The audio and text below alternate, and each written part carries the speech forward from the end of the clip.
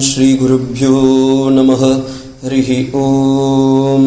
भद्रं कर्णेभिः शृणुयामदेवाः, भद्रं पश्येमाक्षभिर्यजत्राः, स्थिरैरङ्गैः सुष्ठुवागुंसस्तनूभिः व्यशेम देवगितं यदायुः। स्वस्ति न इन्द्रो वृद्धश्रवाः, स्वस्ति न पूषा विश्ववेदाः, स्वस्ति नस्ताक्षो अरिष्ठनेमिः, स्वस्ति नो बृहस्पतिर्ददातु।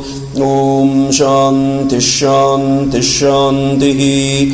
हरिः ॐ। ॐ नमस्ते गणपतये। त्वमेव प्रत्यक्षं तत्त्वमसि, त्वमेव केवलं कर्तासि, त्वमेव केवलं धर्तासि, त्वमेव केवलं हर्तासि, त्वमेव सर्वं कल्वितं ब्रह्मासि, त्वं साक्षादात्मासि नित्यं।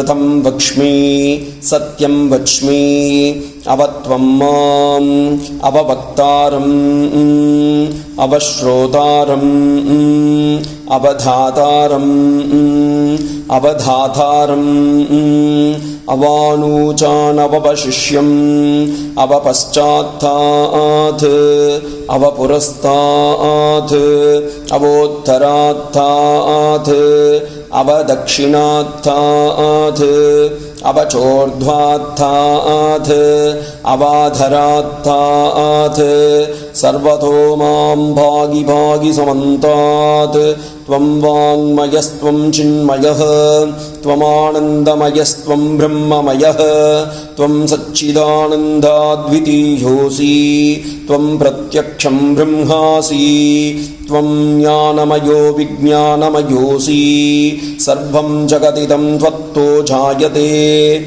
सर्वं जगदिदं त्वत्तत्तिष्ठति, सर्वं जगदिदं त्वयि लयमेष्यति, सर्वं जगदिदं त्वयि प्रत्येति।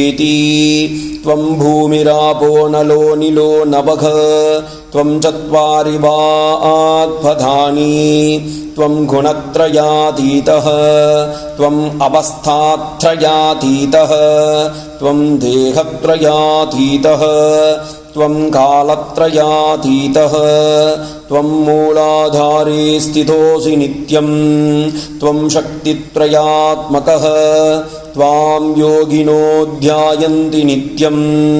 त्वं ब्रह्मा त्वं विष्णुस्त्वं रुद्रस्त्वं इन्द्रस्त्वम् अग्निस्त्वं वायुस्त्वं सूर्यस्त्वं चन्द्रमास्त्वं ब्रह्मभूर्भुवस्सुवरों।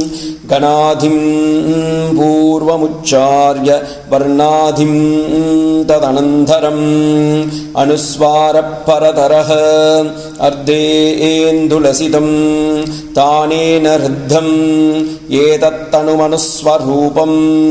गकारपूर्वरूपम् अकारो मध्यमरूपम् अनुस्वारश्चान्तरूपम् बिन्दुरुत्तररूपम् नादः सन्धानं सगुंहिता सन्धिः। सैषा गणेशविद्या गणकऋषिः नृचिद्गायन्ती छन्दः श्रीमहागणपतिर्देवता।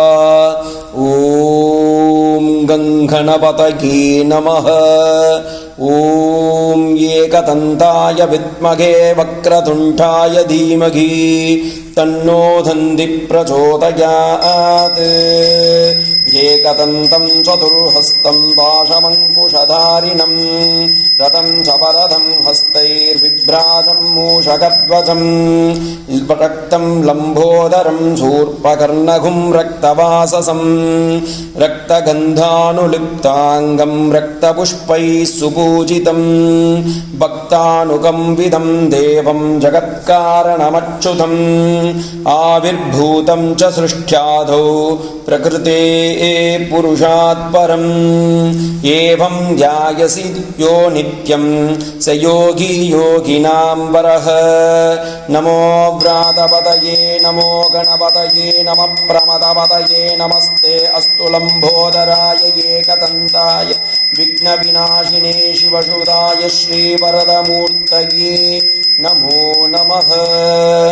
ॐ शान्तिः शान्तिः शान्तिः। हरिः ॐ तत्सत्।